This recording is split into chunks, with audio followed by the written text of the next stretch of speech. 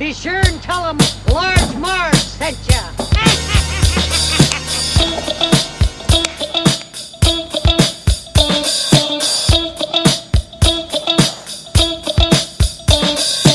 In the 90s, we were just teeny tykes. We liked our movies and our bikes. We wanted to be DJs, but we were just teeny gals. So we went off to college and we remained best pals. 20 years later, we're still watching flicks and we're bringing you the favorite bit by bit. Sweety and Sweety are here to say it's the Large Marv Santa's podcast. Hey. Excuse me, but this is an emergency. Yes, sir? What city is that over there? That's New York, sir. Yikes, I did it again. Oh no, my family's in Florida and I'm in New York. My family's in Florida. I'm in New York.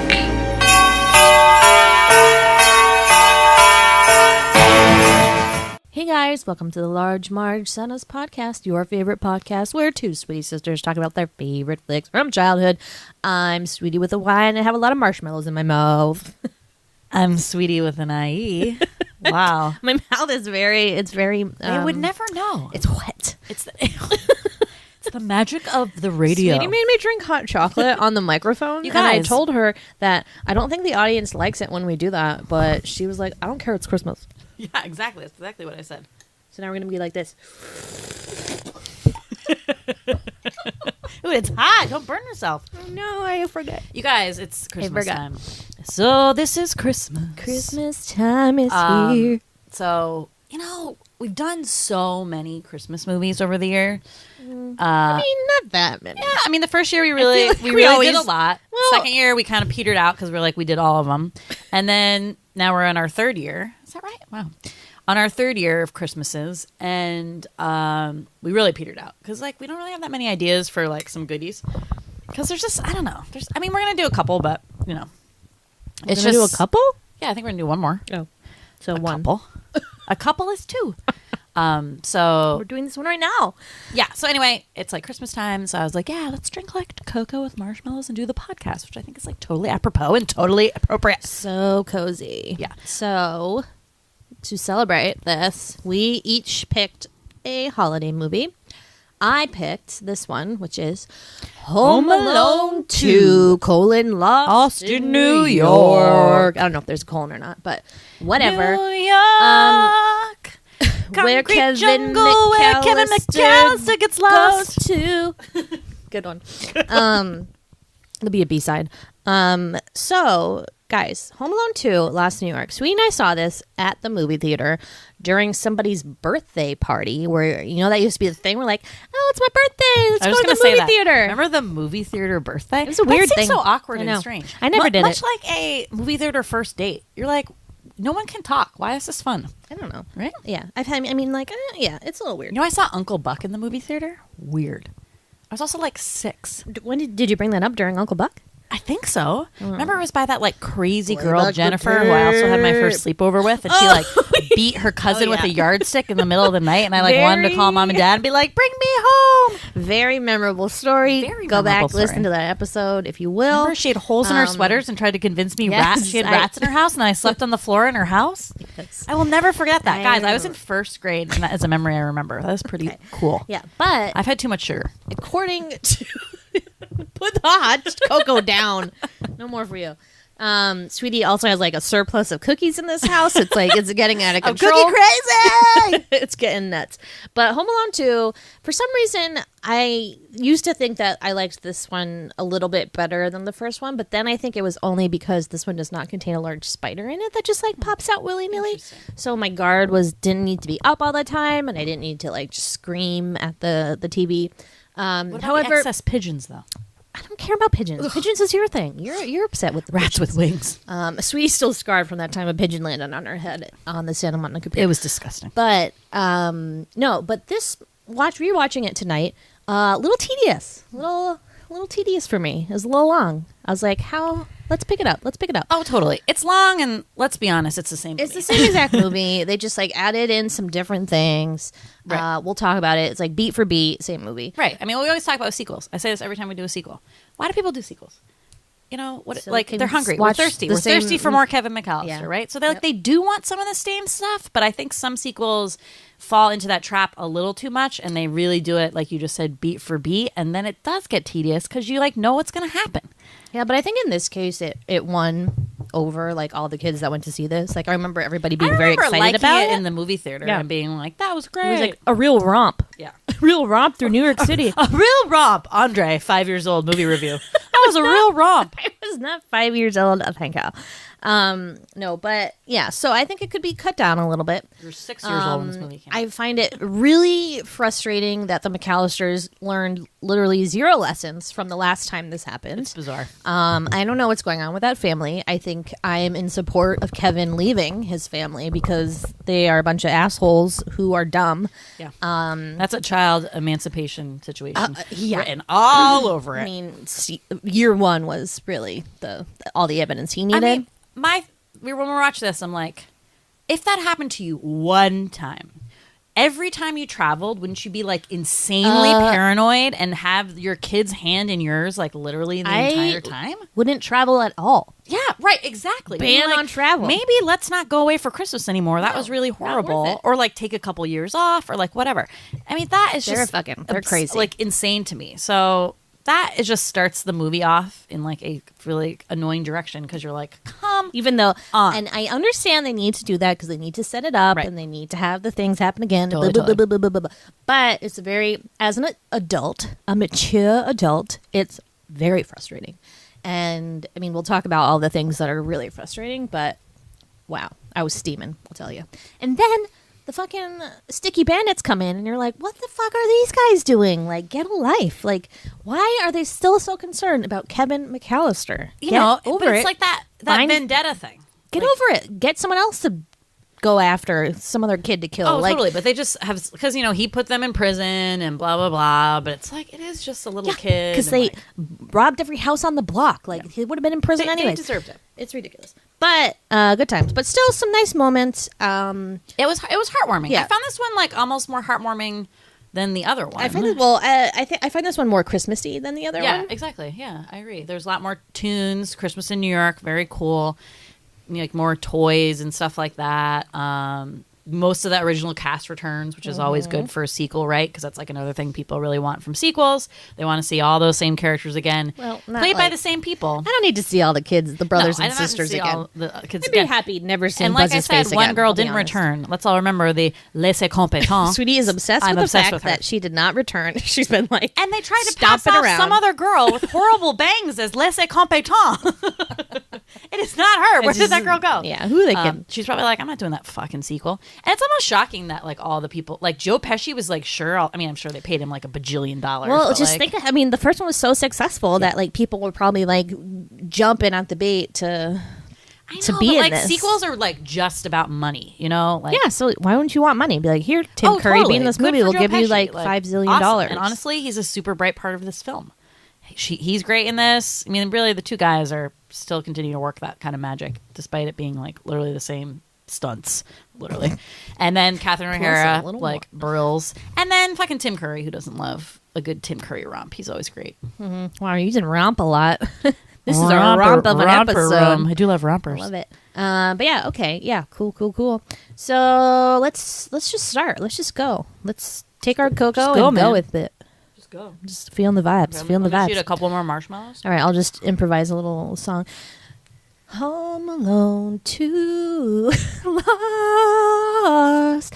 I'm lost and alone in New York. Not only is there those bad guys again, but also Tim Curry, who's an evil concierge. Wow, there's speeds all over the place, but I like it. I like it a lot. That was awesome. Okay, it is time for the Sweety synopsis. Yeah, Sweeties. Suck brick, kid. Memorable line. I cracked up. Okay. That was an LOL. She did. For I me. witnessed that. Yep. I do remember. I do remember that. Kevin McCallister and his family have not learned their lesson from 2 years ago when Kevin McCallister was left home alone on Christmas because his family is a bunch of idiots. I don't know. Like, get with the... I don't know. We have problems with that, but go back, listen to Home Alone. If you need more information, we'll fill you in. So this year, instead of Paris, they are going to Miami, Florida. Woo! Which Kevin is very unhappy about because, you guys, apparently they don't have Christmas trees in Florida. I don't think they celebrate Christmas in Florida either, actually, because it's like hot and not snowy. So that totally makes sense. But it just seemed like such a rude statement to make about Florida. Like, oh, just because it's sunny, people don't have Christmas trees? Also, it's like kind of cold. My friend Kat, hey Kat, just moved back to Florida, and I asked her, I was like, how's the weather down there? She's like, there's frost on my car this morning, and it was like 30 degrees. So it's not like it's like necessarily thousands of degrees. What degrees is it in the middle of the day? Oh, 65? But they were 70? also in Miami, so. Welcome to Miami, bienvenido a Miami. So, dancing in the club when the heat is on. This year, like last year, the power went out, so that's why they overslept. This year, apparently, only the mother and father are the timekeepers. They are the ones who are in charge of getting up and getting everybody else up, even though there are two other adults. Good question. In I this didn't family. think about that. That was what I kept saying this whole time. I kept being like, why are they all the only ones responsible? Right, because unlike the original movie where the power goes out, so if everyone did set alarms, everyone's alarm would have gone off. Fine. But this one, they have this funny little thing where he unplugs just his alarm clock, the dad, because he needs to get his the charger for the camcorder. You or never something. unplug your alarm clock. It's like lesson one in life. And also, you like see the thing blinking, like hello. Anyway, so just like Sweety said, like supposedly like they are waking up the whole house. Weird. And I don't know if you're like me, but like when I travel, I wake up like every hour on the hour before I wake up. So, bullshit. They're just like snoozing like it's like the best day of their life, sleeping in. So they're fucking late again. So of course they're rushing. But don't worry, because Kevin this time makes it into the Airport Express vans. Right. So not an issue, even though there is like a same like weird fight thing in the beginning. There's this like weird Christmas pageant that all of the kids are in. So Buzz, who's probably 18, and then Kevin, who's 10. What school's that? That's weird. That was weird to me. School for dummies? I don't know. It was weird. Yeah. So there's this like whole ruckus. Buzz is an asshole again. They cause this fight, blah, blah, blah. So that's like kind of the same thing as the first one, And then they tried to make Kevin apologize to fucking Buzz, who's the asshole of the asshole family. Like, he's probably top asshole. Oh, yeah. And it just boggles my mind that his parents can't read into like his shenanigans. Like, Buzz is going to be a con artist. Yeah. He like has that weird con artist like mentality where he's like, oh, like just apologizes and acts like really nice. And then like deep inside, he's like, I'm going to kill you. Yeah, like it's fucked up. So Kevin's like, no, I'm not going to apologize. And good for Kevin, for taking a stand. Like, I'm proud of him. I am proud of him. So his mom and him get in a fight again, and she's like, well, maybe you'll just spend Christmas alone again this year. And he's like, maybe I will. Maybe I want to, because I hate you. And then, whatever. So then they're at the airport, and they're going, Kevin this year is obsessed with his fucking boy talk. What's it called? Talk boy. Talk boy. Good try. Backwards. Yeah, okay. Which is really just a recorder that you play, and you can play it back at different speeds. Real cool gift in the 90s. Okay, let's describe this too. So remember, it is like a tape recorder, but then there's like a little thing that comes out that like it's the microphone part. That you talk into that it records it, and it like projects out of the thing, so it looks like it's like reaching further, so you can like hear better, get the sound better. But I don't think that's how that works. I don't think that's the intention. Yeah. What? That's just what the microphone, so that it's like out, so you can like record better. Right? Yeah, that's what I'm saying. But I don't think that really like does anything. I think it was just like the look of it. Sure. Also, if you remember, they made a Talk Girl. Oh yes, I do. So that all those came out like after the movie. Did they? Yeah. So that they made real versions for real kids for the movie. Okay. Yeah. And then they had a Talk Girl, which was bullshit, pink and purple. Suck my D. I hate that shit. I hate colors for girls. Yeah. And I forgot where I was going with this. But yes, he's obsessed with his Talk Boy. Talk Boy. He's so obsessed with it that like even though their plane is like minutes from taking off, he's like, Dad, I need batteries right now for my Talk Boy. And his dad's like, Kevin, we're running to the plane. Like, we don't have time for this. Fine, here, take my bag. And then he like runs off in his camel coat. And Kevin, this is important. Kevin chases him and is like, Dad, wait for me. And you know what? As luck would have it, there is another gentleman in a camel coat who also is running to a plane. However, different plane. Kevin thinks it's his father. It's the old mixed up camel coat situation. That trope, that old trope. I mean, it looks really like him. He also has one of those weird fashionable scarves that just like hang. Yeah, he does. So that's kind of weird. So Kevin's whole family goes one way. He goes after this other camel coat imposter and gets on a plane to New York City. Side note, terrorist loophole. You can totally just like get on a plane if you crash into the stewardess with all like the boarding passes and be like, oh no, my boarding pass is in this pile of boarding passes. I don't know what to do. She'll just be like, okay, you can go on the plane. Like it's well, talk about a movie that will no longer be able to be made in our times, right? Because of like the airport they didn't security. even go through stuff. security. Yeah, they didn't go through security. The ticket thing was absurd. Okay, Kevin is also 10 years old, so there's no way that kid is like wandering around the airport and then like getting on the plane. Even if his dad was right in front of him, wouldn't the dad come and... I mean, there's just so many things that, like, the stewardesses are, like, not putting together. It's bizarre. No one else is either. Like, think about it. Neither is Kevin. I know. Why does he get on the plane and literally he doesn't know anyone on the plane? His family is literally a third of the plane. There's, like, 20 of them. He doesn't see one of them? That's true. You just question that for 1 second? And, like, Kevin is a smart kid. He's You have no super doubt smart. that Kevin is not smart. Street He's, like, smarts, too. Basically, like, Mostly an street engineer. smarts, yeah. I mean, he's brilliant. But, like, what the fuck happened here? And then again, the family, the adults, go and sit in first class, so they have no idea what's going on with the other kids. His brothers and sisters and cousins don't give a fuck about him because they're all assholes, so they don't care. Well, did you also? They did do a thing to get around that because did you hear when they were in the airport van? The kids were like, "Why aren't we sitting together?" So all the kids were in random seats, and the mom's like, "You should be lucky we even got seats on this flight." So I guess that explains why the kids didn't raise the red flag. Like, "Oops, Kevin is missing," but like they don't care. Yeah. But again, if this has happened before, you take precautions. Right. You're like, "Where's Kevin?" Great. Ready? 2 words: buddy system. You're like craning your neck to get it to the mic. 2 words: buddy system. Dude, you do that on like I've done on field trips as an adult. You count off. You have a number. What field trips are you going on as an adult? You know, somewhere. I don't know. I remember on like bachelorette parties. That's the field trips for adults, right? Am I right? You have a buddy. You count off pairs. because you're drunk. Yada yada. Exactly. Yeah, it's a good idea. It's a good idea. So anyway, Kevin's like, sweet, going to Miami. And then he he lands, is obviously paying no attention to the windows, seeing that it's like, oh, it's really cold out there. Like, look at all these skyscrapers. It's like really gloomy Tuesday. And then he lands and he's like, where am I? Man, like, what city is this? And the stewardess is like, it's New York City, duh. Cameo by Ali Sheedy. Sheedy? Yep. Sheedy. He's like, I'm home alone in New York. I was going to say by myself. I'm alone without my family in New York. And he's sad, but then he gets super excited because he hates his family and he has his dad's wallet. He hates his family like once a year. And then, as we'll learn from this movie, it comes around again because he's like, not having a family sucks. I mean, I give him credit. That's I would be fucking terrified out of my mind. 10 years old is still really young. Yeah, he's probably never been there. How does he know to get in a cab himself. and be like, blah, blah, blah, World Trade Center? How does he know anything? They live in the fucking suburb of Chicago. Like, what? And again, or like, Ohio, what Indiana, cat where guy are is we? going to be like, sure, kid. Right.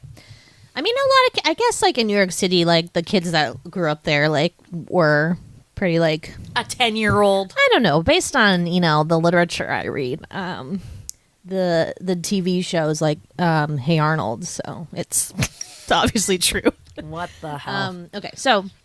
He goes to the nicest hotel in New York City, I think, the Park Plaza. Yeah, Kevin's got good taste. Super smart, though, because he calls, like, the reservation line, which goes to, like, is routed to a room of just women, like, typing at computers, like, oh, you want to make a reservation? Like, really? Is that how it works? I think so. I thought he just, like, went to the front desk. In and 1992, was the thing. maybe? Anyways, so he calls, and he uses his talk boy to, like, play the voice back. It sounds like I'd be like, hello, sir, are you having a stroke? It's like, I would like... It sounds like the Frankenstein from Monster Sounds Squad. like the let's Chipmunk be honest. Adventure Dave with the thing, if anyone's seen that. It doesn't sound like human voice at all.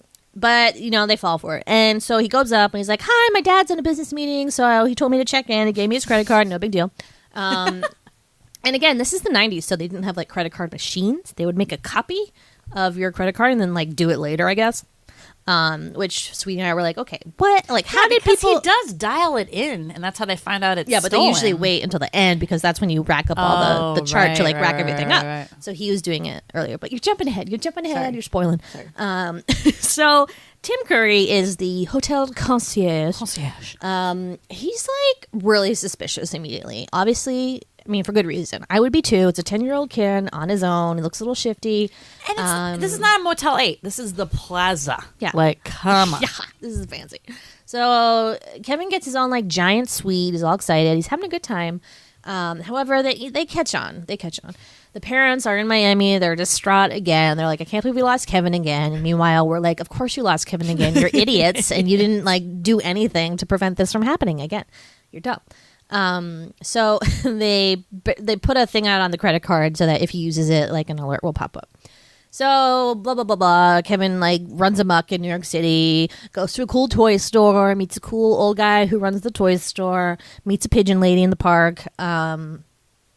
It's Wow, you're really skipping ahead here. well, I'm trying to like As you are. as I said, the movie's very long, and we haven't even gotten to the Sticky Bandits yet. Well, that happened before this. So, sort of side plot. You get guess it is a side plot. wind of literally that was actually kind of cool in the beginning. Like the newspaper blows onto the McCallisters' house when they're like all getting ready in the beginning, and it says like wet bandits escape from jail in a prison riot or something like that. So Harry, Marv out on the town, and they're in I'm assuming a Chicago prison, and they somehow make their way to New York, and they have renamed themselves the Sticky Bandits per Marv. Harry doesn't care. Yep. And that is because he has like a sticky glove that he just uses to like take change out of a Salvation Army Santa's bucket, random He just scarves wraps his hand and in masking stuff. tape. Which, P.S. What happened to masking tape? Do people still use masking tape? Oh, that's interesting.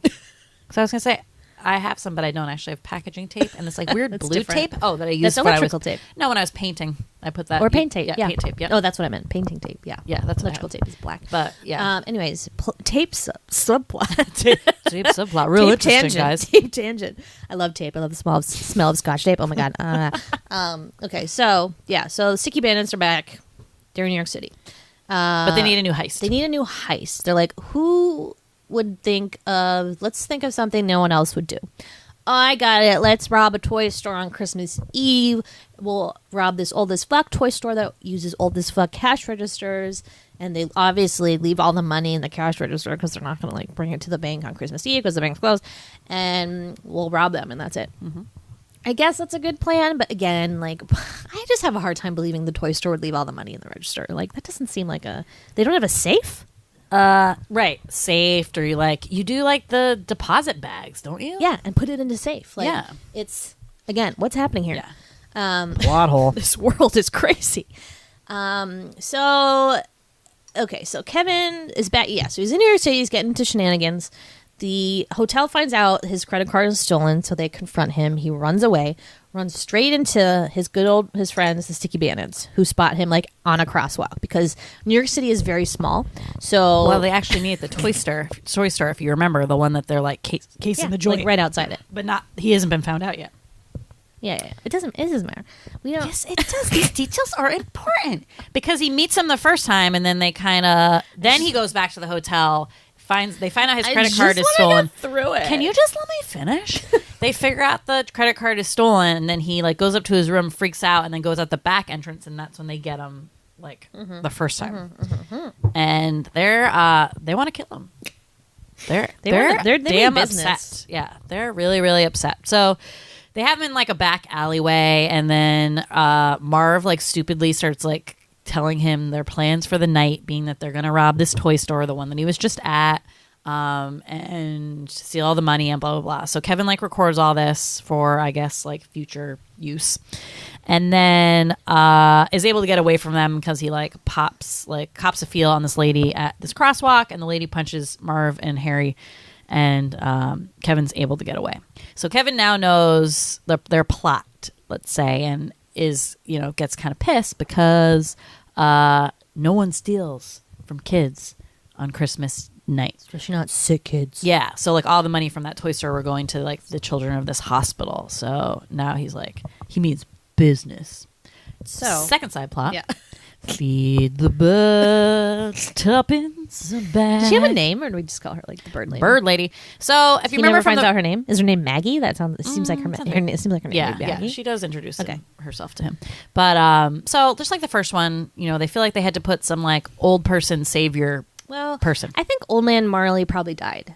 He's pretty old, so he's dead. They're not in his hometown anymore, and yeah, they need another person who is scary. Yeah, no, And, like, they would never have used But him again. just like old man Marley, like if you are scary looking, don't approach a child alone in the park and not say anything and be weird. Like be like, "Hi, I'm not going to hurt you. I just want to get your foot unstuck from this rock."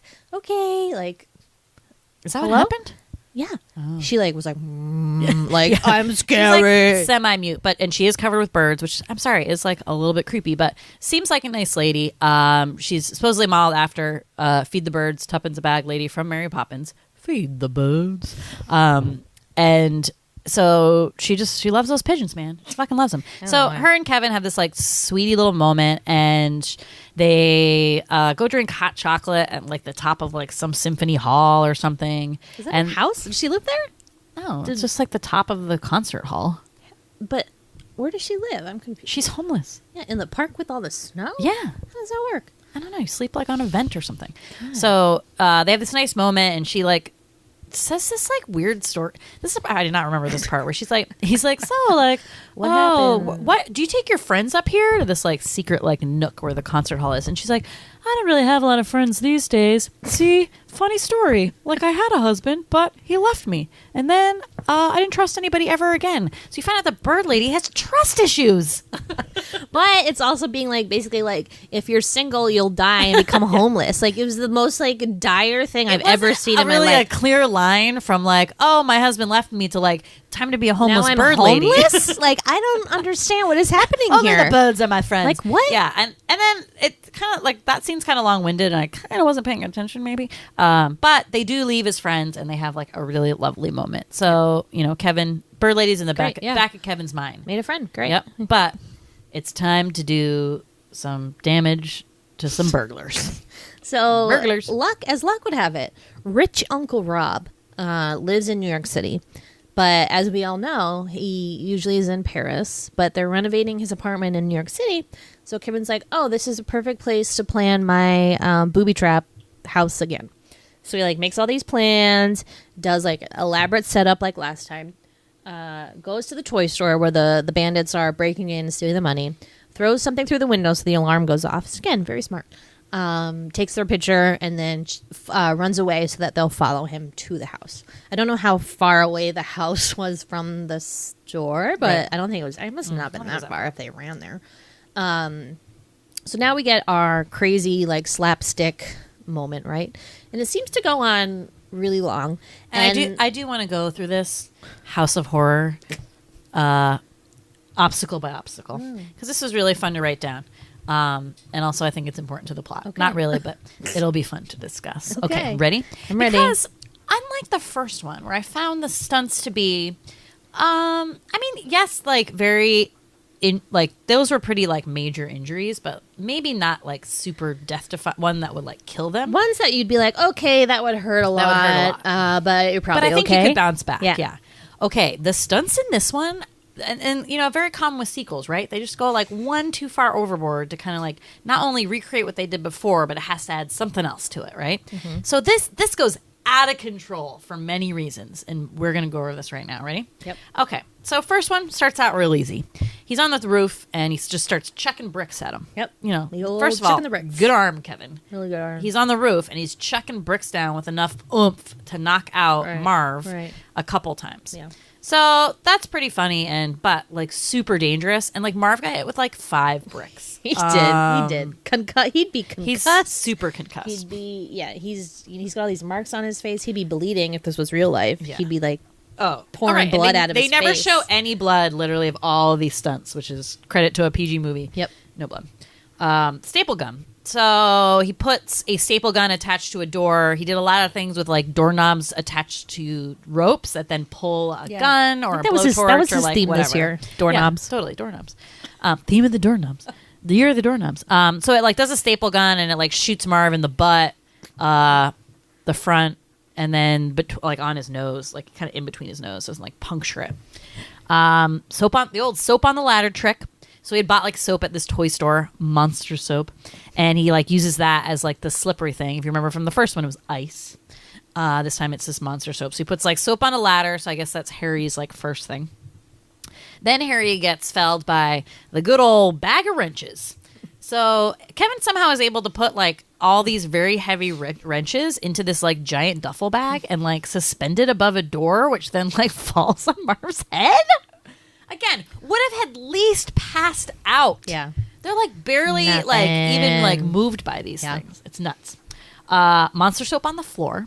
So then Marv. Well, what about when he falls, opens the front door? Oops, no floor. Oh yeah, no floor. Well, he didn't really do that. It was That was part of just- it. Was part of it though. Yeah. Like I think he was But he didn't create it. anticipating. Yeah. So he falls through the floor and he's like on the bottom level and he puts Monster Soap all over the floor. So then it's like super slippery and he slips all over it and then crashes into this big bookcase what do you call that? Shelves with cans. paint cans. So he's covered in paint. Very now. bright colors. I don't know what look they were going for I this know. house renovation, Oh, but yeah. seemed a little bit tacky. That was a lot of paint. Yeah. Too. Then he gets electrocuted. Kind of missed how this happened, but he like touched something that Kevin had like connected to some high voltage thing to the point you can see Marv's skeleton. Bad news. Again, I'm not sure that's how that works. I'm pretty sure it doesn't, but when I was little, that scared the shit out of me, and I was like, oh, I think I probably cried. I don't know. But it was scary. Yeah. It was scary. Okay, by far my favorite stunt of the whole movie, the old blowtorch kerosene toilet. Okay, so similar to what happens in the first one, he rigs something where like a fire, like let's say blowtorch or some sort of instrument that blows fire, like Joe Pesci, A dragon. yeah. Harry like goes through the door and the classic wool cap gets torched. Skull cap? Is it a skull cap? He just looks so funny in it. So then he's on fire, and again, he like doesn't kind of realize it at first, and then he's like, "Oh shit!" and is like looking around for water. It's like an abandoned bathroom, so there's not really like any workable plumbing except, oh my god, weird! The toilet has water in it. So okay, this is the part that literally blew my mind for this movie.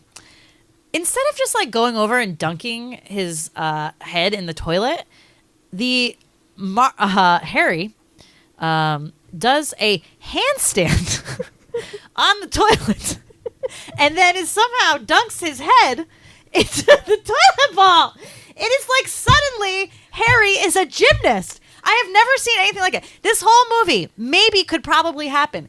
If you think that Joe Pesci can do a fucking handstand on a toilet, you have another thing coming to him. That guy was probably like 6 feet tall. He wasn't even close to Joe Pesci height. I don't think you can get the right angle unless you do the headstand, because if you think about it, like if you try to stick your head in a toilet, the water's not high enough to reach it, so you really have to be like completely over the top, so you do it. So I get Smart where they're fella. coming from, but no way is fucking Harry the Bandit gonna do that kind of stunt. Hey. It was hilarious. And then there's kerosene in the fucking toilet, not water. So there was this giant explosion. His head would have exploded off of his body. And wouldn't the house have exploded? Yes.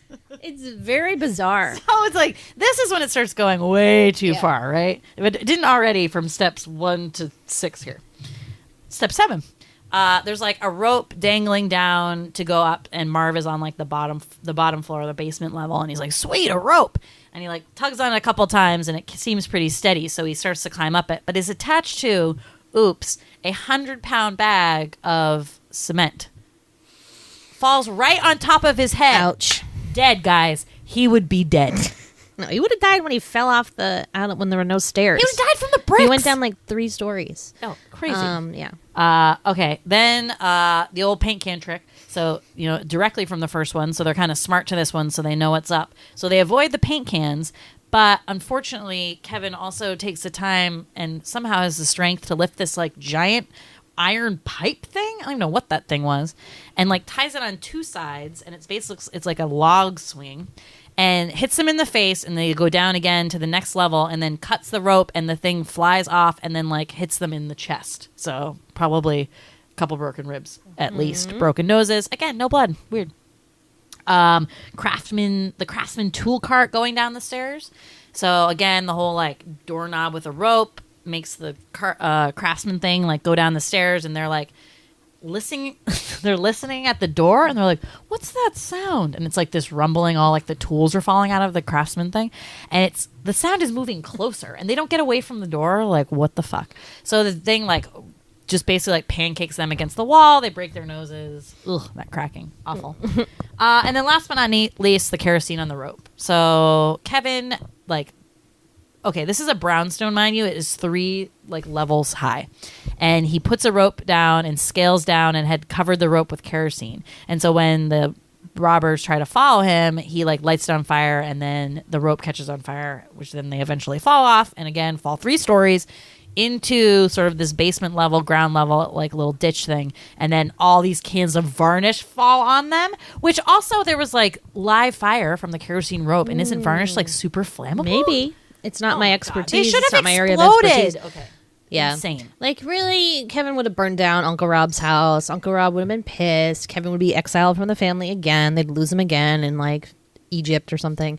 And really, that was Home Alone 3 we were all waiting for. Home Alone, lost in the pyramids. I mean, yeah, scary. Mummies, hello. So they do that, and then he runs to the park to call the cops. However, Kevin falls upon his own sword, really, because he does not notice this crazy ice patch. It's a crazy ice patch. It's really, no, but like usually with ice, it's like a little clear so you can't see it always. This was like straight up white ice. Like, so good, it looked like he made it himself. yeah, really. So he fucking slips and he's like, oh, I'm concussed. And see, he's felled by one thing ice. See? Yeah, exactly. And then the bandits are like, ha, we got you. How does it feel to be on the other end of this? So they bring him to the park. This whole time, Harry's been talking about how he has a gun in his pocket, which I'm like, Harry, if you want to kill this kid, like, kill him, like, immediately. This I is thought like he really didn't it's have like one, a fucking, and he was just like saying that to scare him. It's like a fucking video game where you're like, if you wanted to kill me, you would have killed. I don't know. I'm just like, come on, just do it. So he takes out this gun. It's covered in goo, so it's not even going to fucking work. It's covered in varnish. So Kevin's like, oh, fuck, I'm fucked. And then his friend, the pigeon lady, comes out of nowhere. Really, I mean, this is her home, so she's obviously going to come out. It's her living room. She has her bucket of birdseed and throws it on the bad guys, and the pigeons, like, attack them, and then Kevin runs away. So he's like, thanks, bye! And then, like, books it. Say the pigeons, bye! And then he had already called the cops. He lets off some fireworks so the cops know where they are. So the bandits get arrested. Hooray, problem solved. His family, meanwhile, has flown to New York City now that they know he is there because he used the credit card. They yell at the hotel people, which good for them. That was pretty negligent behavior on their part, like not taking care of this child. Suite though to make up for. Yeah. And then Kevin's still missing. His mom's like, where could my Kevin be? Oh, I know. He loves Christmas trees. So where's the biggest Christmas tree ever? It's at Rockefeller Center. So there's this great moment where they find each other again and they like apologize. Really, I mean, like he could like get rid of his whole family, but like keep his mom, I guess. Yeah. And then they could just have like separate suites so that like if they get in a fight again, they don't need to like do this ever again. They can just be like, I'm going for a timeout in my house. Wow, you're building a whole alternate life for Kevin. I love it. I'm just really concerned by him. I feel like he's abused. I feel like he's abused too. I was going to say that when you were talking about in the beginning. It's a horrible relationship. Yeah, it really is. They really hate him, and I don't know why. Kevin's crying out for help, and no one believes him or will help him. It's sad. It's victim blaming, and he gets in trouble for the pageant thing. It's like, oh my God. So the family's all back together. Mr. Duncan, the toy store guy, is like, "Yay, Kevin's so sweet. He like threw this brick through my window to get the bad guys. He's great.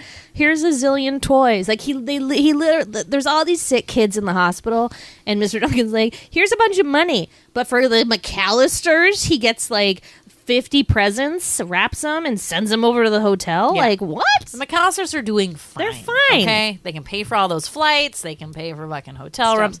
Yo, they're fine. Dumb. But it's like, what did they get the adults from the toy store? That's what I was wondering. And like, Uncle Frank's like, nobody better touch my presents. We were like, I don't think there's any presents with your name on it, Uncle Frank. Who, by the way, is obviously still a murderer. He probably had guys on the inside of the prison who started the riot, busted the bandits out, and he was like, okay, now for real, go kill Kevin like I told you to the first time. Sketchiest character in the history of cinema, Uncle Frank. Crazy. Like, why are we letting him in the family at all? Why are we letting him near children? How is he the father? of any of those children. Oh, I hate that guy. I know, the worst. Creepskate. But Kevin's like, oh, I feel kind of weird about these presents because my friend is the pigeon lady and she doesn't have a home.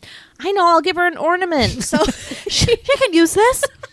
There's birds in he it. goes and gives her his like turtle dove or an ornament. It was supposed to symbolize It's very friendship. symbolic, but I'm still like, Kevin, why don't you fucking invite her into your family's penthouse suite and be like, why don't you spend Christmas with my family in this nice warm hotel with real food? Like, what? Yeah, he wasn't thinking. Maybe he did. I don't know. I don't know. I get the feeling his family would be like, ew. Sorry, I can't have weird friends in the house. Old man Marley, it was enough. But yeah, that's it. And then it's like sweet, ends on that note. Doesn't end on the family reunion. Ends on like a friendship note, which is sweet. But well, the note it actually ends on is the dad finding out that Kevin, from his ice cream shenanigans. Apparently, in the Plaza Hotel, you can get some like butler to come in and like basically be like an ice cream sundae buffet for and you. Be like, here's an ice bucket. Here's a bucket of ice cream. It was literally a bucket of ice cream. What kind of service is that? I would like to know. But apparently, it costs $960. I wrote down $67, which in $1992 was pretty Probably penny. a lot. So. Last scene is Kevin, the dad, like freaking out. So Kevin gets in trouble. Kevin gets in trouble again, even though he was alone by himself and scared. Like he wasn't scared, but just like had say to eat something. He's obviously I mean, free cookies. You're gonna threaten a kid with free cookies in the room. Like he's obviously gonna eat them. He doesn't know what the thing is. What is that called? A mini bar, but for pastries and stuff. I've never seen that. I know, it's quite elaborate. But yeah, that's a flick. Again, really long. I forgot to look up how long this movie is, but it took us 40 minutes to talk about it, so I'm going to guess it's like probably pretty long. Yeah, it did feel like super long, and again, they really need to cut out that slapstick stuff, like one or two good ones. Yeah. But like we get it, right? Because I feel like the first one kind of had the perfect amount. Yeah, and it was him, and like you definitely get the sense in this one that Macaulay Culkin starts to get a little bit out, as most child actors do. Sort of the cute side of him really starts to peter off. Like he's creeping over that line you're like, you're kind of an asshole. Well, what's happening is he's getting, and this happens with a lot of child actors, is they start getting like self-aware. Yeah. And so he starts trying to like be a good actor versus kids are just like, I'm just going to do it. Right, exactly. And now he's like, oh, I'm going to be sad in this scene. They had all these weird scenes of him like looking longingly out the window, and I was like, this feels wrong and weird. And that's why I said this movie seems like a little bit more, what did I call it? Spoofy or something? Heartwarming? I don't know. No, before we were watching it, and he made fun of me and saying, well, you think about like that about all movies now.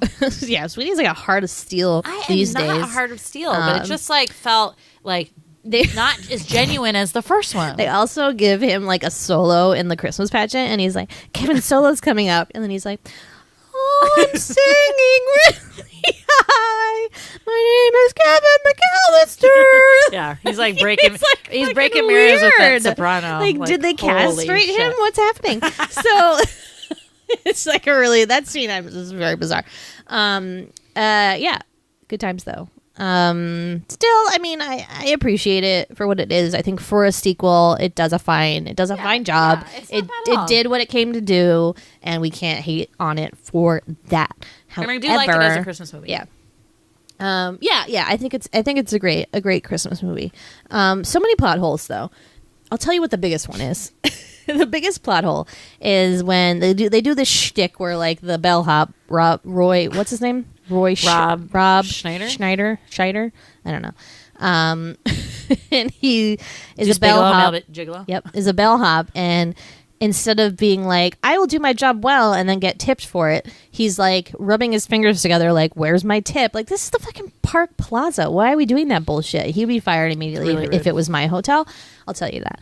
But so the McCallisters don't know what that means because, they're rich, but they don't know about rich people stuff. They just get like cool things and are like cool with it. Well, the mom tipped the pizza boy in the first one very well. Nice tip, lady. You have to pay for your pizza, sir.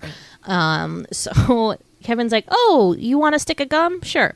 So Kevin gives him a stick of zebra stripe gum, which, as we all know, is everyone's favorite gum from the 90s. So good. Came in a cool package. There was like a green stick, red, yellow. Stripes. Stripes it was fruit. It was fruity.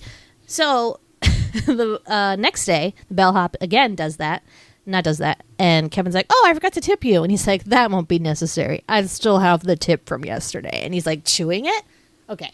Biggest plot hole I've ever heard in my life. Zebra stripe gum is literally good for one chew. Yeah. A chew. A chew. One chew. The flavor's gone. Why would and then you can't like chew it long term. It's not a Willy Wonka like super gum. It's like that. That is just I got so a pack unbelievable. Of that, this summer or this spring, I think I went to a bachelorette party in New Hampshire, and it was one of those funky old candy stores. So they had like a lot of old candy, and they had fruit stripe gum, and I was like, which was probably from the 90s. They bought it in the 90s. Oh my God, I was so pumped. And you are totally right, because I literally put that piece in my mouth. First of all, it was dry as fuck, and it took forever to chew. Like, but you lost, as soon as your saliva hit that gum, bye-bye. No flavor. It was insane. So, man, biggest disappointment from childhood. I love that gum. It's shitty I would put gum, like though. all the sticks in my mouth and be like, all the sticks. Yeah. Oh, you kind of have Be to. like, it's so good for a second. For a whole second. Oh, my God. One chew. Yeah. Plot hole. Big plot hole. And there are a lot of other like silly plot holes like that too. I forget them now, but we had a fun time pointing them out, I'll tell you. Yeah. What do you want to discuss? What's on your mind? Okay.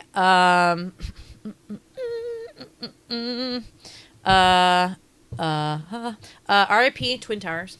So they're featured quite a lot in this movie. Prominently. So as they were at the time, they were like such a big New York landmark. Kevin goes up them and gets like this great view of the city, and it's like super sad. It's very scary. I just get like like heart Me too. palpitations. Like I get like sweaty. nuts. I get and maybe it's like a slight PTSD. Maybe because I know that's stupid to say because we weren't there or whatever, but it still was like a part of a significant part of like our lives. Totally. And just to see him like on there, you're like, can you imagine like being up there if like when the planes are coming? Like, it's Well, terrifying. yeah, so there's this whole thing that you can walk around in like those viewfinder things that you like can view like the city, put a quarter or whatever. But then also reminding me of that really cool documentary, Man on Wire. Have you ever seen that? Well, yeah. And then they did the true life, the movie version with Joseph my God. Gordon-Levitt. But if you've not seen the documentary, it is excellent. Also very long though. Remember, it's pretty long. Is it? Yeah. I don't remember. I was just so captivated by that guy. I mean, that was like his big What's stunt, his name but he again? also did Like Pepe? No, some it's cool like French name. Jean But Pip. it is like nuts. Like honestly, is the craziest thing ever. And just watching that guy like tightrope is I could watch tell that him all what day. they did, what he did. Oh, so he was this like crazy tightroping guy, and like wanted to do this like big thing that would get the world like all this attention on the world on him and stuff like that. So he was this professional tightrope walker, and they show him like practicing and stuff. And he did like a couple. He always does like ones that are basically places where he's not supposed to tightrope walk, so he gets in trouble, he gets like arrested and stuff. So his big one is going to be to tightrope walk between the two World Trade Centers. So he basically has to like break into the World Trade Centers, like go up to the top, string up all his like shit because it's like a wire in between the two. It's a fucking windy day, but he just goes out there and like has like his little balancing thing. Oh my God, it's the nuttiest thing. And then people are on the ground and being like, oh my God, who's up there? And they're all like watching, and like people like remember that forever. Oh my God, it's a really good documentary. Man on Wire, recommended by Sweety with an IE. I'll recommend it too. It was good. I just think it was a little long. But yeah, A little long. good one. World Trade Towers, R.I.P. We miss you. Sad day. Sad day. A couple things about my favorite character, Joe Pesci, aka Harry. Is it Marv and Harry? Yeah, why do I think so. He doesn't seem like a Harry to me. I think Because he doesn't have hair. that's funny. That's funny. Seems like a dad joke. So he looks a little bit more. I don't know. He looks like a little rugged in this one. Prison has not done him well. But love about Harry that he says Santa Claus, not Santa Claus, Santa Claus. Marv, you got out of prison to rob 14 cents from a Santa Claus? I just think that's fucking funny. I think it's funny that his main, like, instead of being like, okay, your motivation in this scene is that you're frustrated, he's just like the same thing the whole like mumbled words like that, like so mad. That's what he just keeps doing the whole time. It's really funny. And I think I do that too. Like when now that I'm getting older, I'm just like stupid man, I can't even do this. You are Harry. You're turning into Harry. That's amazing. Yeah, so you're Marv. Thought I couldn't love you anymore. I also want to do an ode to Harry's really long green scarf.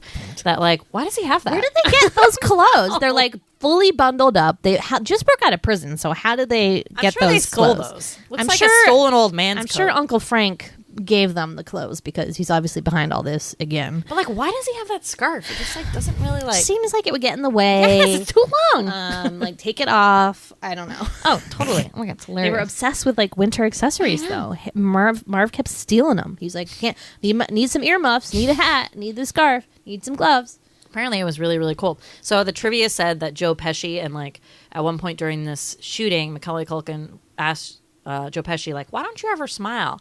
And he's like, because I don't wanna, or something like that. And Joe Pesci said that like he was, Macaulay Culkin was like a huge star at this point, to the point like whenever they were filming in like a lot of live locations that they couldn't like shut down. Like apparently that was O'Hare Airport, the plane, the real Chicago airport. And like they couldn't shut down the airport, so they filmed it like after Christmas, but had O'Hare like keep all the decorations up and everything. But like it was really hard to shoot because they had to have so much security because of Macaulay Culkin and like what a big star he was. So like Joe Pesci knew this, and like everyone always was like up like Macaulay Culkin's butt, and Joe Pesci was like, hell no, like I'm gonna treat him kind of like shit because like he needs to get used to like just because he's like had been in one big movie, like you're not the shit buddy. Also like I'm Joe Pesci and I've won like. I won an Oscar for Goodfellas, so there. Thank God for Joe Pesci. I think he's the reason why, although Macaulay had a bit of a like, burnout thing, he's like, he's he better retired now. from acting 2 years later. Yeah, it's in 1994. He had a terrible relationship with his dad, who was like a crazy like stage dad. Oh, a stage dad? Yeah, and it was like it was not a good. I heard him on Mark Maron's podcast like last year, I think. And he kind of talks about it a little bit, but like, whoa, yikes. Does he miss it at all? Like what? He just was like, no, I don't know. He has his own podcast now. I forget. What does he it's do not for very work good. now? I'm sure he's fine for the rest of his life. Really? Yeah. Well, he was speaking of that, so he was paid $4.5 million for this role, which was the highest paid to any 12-year-old in history at that point. So probably not. That record has been broken at this point? But wow. Good for you. Yeah. I mean, don't forget Richie Rich. Like, he had a lot of movies like he made that kind of money in, probably. I'm thinking of, I really like his little kid ones. Because like I said, like he starts really turning, not cute and like, and he really wasn't like, he was an okay actor, but like. He's not winning any awards. No. Though, have you seen The Good Son? Whoa.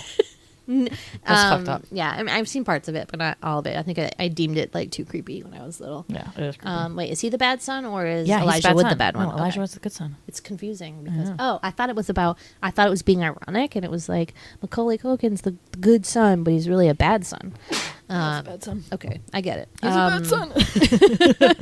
Sorry, He's so bad. I'm allergic to my slanket. Here's a quick little.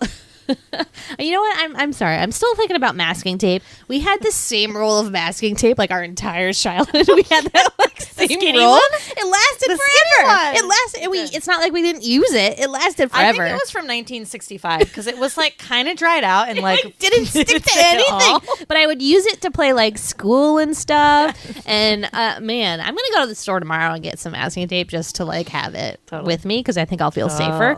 Okay, but here's the Sweety confusion. And I don't remember if I mentioned this when we did the first Home Alone, but definitely thought that Angels with Filthy Souls was like a real movie. I didn't realize that they like created it for this movie. Yep. But watching Angels with Filthier Souls tonight, Sweety and I were like, wow, this guy's a fucking maniac. Like, they went a little overboard with the Angels with the Filthy Souls. Let's be real. I think I didn't know that either all through watching this until we watched the first time and we learned that in the trivia, I think. I was under the impression it was an old movie, like literally my whole life, and we watched Home Alone original a couple years ago, and I was like, shit, like he made this just for Sweety this. confusion. Yeah, because he studied old movies and stuff like that. But that for me is like a super bright part of this movie. I think that is hilarious, and like that they made like a sequel to that movie. How meta, right? Like a sequel to that movie, and that same guy, and that guy is like classic. Which also perfectly fits the scenario of hotel people coming in to bombard Kevin McCallister. God. And then he plays the thing perfectly. There's no way you would stop and start at the exact same the time. right part. Exactly. Like if he blew it and he did it a little early and you heard the actress talk, it'd all be over. It'd be done. I mean, it's very clever and stuff like that, but I almost wish they had done, because there was all that great clever stuff from the first one. They couldn't do like a couple original stuff. Like they had to piggyback on literally every joke from the first one. I'm just kind of like, come on. I mean, we talk about, one of our favorite sequels, Wayne's World 2, which, you know, did take some from the first one and put it into the second one. But had really. so many Yeah. original stuff Yeah. that made it almost even funnier. That's why we like the sequel, like Wayne's World 2, almost better sometimes because it was like hilarious. I think Wayne's World used some of the same lingo, but never really the same kind of jokes. It was always different jokes. Totally. And they this would just say felt- swing and stuff like that, Right. but that's just like a saying that carried over. Totally. These, they made up like whole new bits, whole new jokes. Like, Yeah. I mean, And so bravo, this just bravo. feels like lazy, and I think like they weren't. They're just doing this for money. So it's the same director, Chris Columbus, Right. and like he knew he was making the exact same but movie. again, It wasn't they're like making this for kids who are going to eat it up with a spoon. exactly In a bucket of ice cream in a hotel room. Like, they're not going to be like, well, you know, these jokes really didn't land for me as a 10-year-old. I think they could have had a little more variation. It's not going to be like that. They're just going to be like, yay, this is hilarious. I love which seeing it was. guys I mean, I beat was up. the 10-year-old who, Yeah. 9-year-old Yep. who saw it in the movie theater. Yeah. Like, I'm pretty sure I laughed a lot. It was Sure. heartwarming and lovely. Yeah. Okay, some myth busting time. So I guess like someone did do a study on like what all the pranks or whatever, the stunts done to Harry and Marv, like what that would have done to them. And I read that in trivia, which is pretty cool. I like to look up that study. Maybe I will later. But for my myth buster, I would like someone to unstring a string of pearls and put it on the sidewalk and see if people walk over it, do they slip and fall on their backs like that? Do you want to try it? We can do like an Instagram video maybe where we like No. test it out. I don't want to test it out, but like Or I just want to like know. put pillows on the ground. What? We'll be fine. We'll That's get mats. dangerous. I don't know. I would like to know too, but I don't know how else to like figure that out. There's 'Cause probably a YouTube he video. does that with the micro machines in the first one too, and I'm like, is that what happens The if you mic- step on what's micro a micro machines? machine? My God, remember those like tiny little cars in the fast talking Mr. Testaverde from? Oh yeah, I From thought those were Saved just by the like Bell? Hot Wheels. Oh, micro machines. I thought he like put marbles And he- down or something. What? I don't know. No, micro machines. Good times. times. Yeah. Good myth bust. I have a good Plaza story. I love Plaza stories. So I've been to the Plaza, guys. My friends used to live in New York, so I'd like visit New York all the time. And like one year we were kind of near where the Plaza is, which is like kind of like on the side of the park. I forget like what was in like the 70s or 80s or something. And we're like, oh, like let's walk in the Plaza. Like we've never been in here before. So we like walked around. It's like kind of shabby. I was like, it's like not that great. Donald Trump did own at one point. I don't know if he still does. Gross. We'll talk about him in like hot sec. But I went to like they had this cool hat shop and I'm like, ooh, cool. And I started taking pictures with my cell phone and this guy was like, excuse me, ma'am, you can't do that. And I was like, what? He's like, you can't take pictures in here. Like I was casing the joint. Like I was Harry and Marv and like going to steal some fucking $1,000 hats. Like I was like, okay. He's like, can you please delete that? And he like watched me. I had to like delete. He had to watch me delete it. It was like the most bizarre moment of my life. I was like, okay. I was like, here. And I like showed him my phone. I'm like, it's gone. What a weird thing. Wow. So that's my memory from Maybe of the they were Plaza. super famous hats. Were they hats people could buy or were they just like on display? Yeah, you could buy them. It was like a hat shop. Weird. Like Very for old weird. ladies, like Queen Elizabeth style hats. Wow. Yeah. It was weird, times. guys. So Donald Trump is in this and he sucks. That is all. Bye That bye. is all. He looks just like his son, which is revolting. I hate him so gross. much. And basically, like, so I don't know if you recall, but he's in an episode of Sex and the City, and it's like the same reaction. Now, when you see him in like pop culture stuff, because you know anything that had to do with New York, I feel like a lot of times people would like throw Donald Trump in there to give it some cred because he was like Mr. New York. Yeah. And now you just go like, ugh. It's like such a cringy, horrible. It's not a good feeling. feeling. It sucks. It's like seeing the Twin And, like, Towers. exactly. Like PTSD. PTSD. Like, how did we get here? Like, this is bullshit. Anyway, enough. Crazy. Okay. Well, that's all my notes. Yeah. Do you have anything else? That That was a I real don't think romp. so. Well, let's end on this note. So, in the beginning, so there's a scene where like Buzz and Kevin like get into this big fight. So then like Buzz apologizes to Kevin. He does this like whole speech and stuff, whatever, and basically like convinces his parents that like he's the good kid and whatever. And then like we were saying before, there's like obviously a very evil side to Buzz. He'll be like act really polite and proper, and then he'll be like "fuck you" or you know, and he's so mean to Kevin. So he's like so Kevin's gonna apologize next and like say his side of the story, and he's like try to do better than that, trout sniffer. Weird. So I was like, I think I know what trout sniffer means, but I'm like not totally sure. So I googled it, and the first definition on Urban Dictionary is from this movie.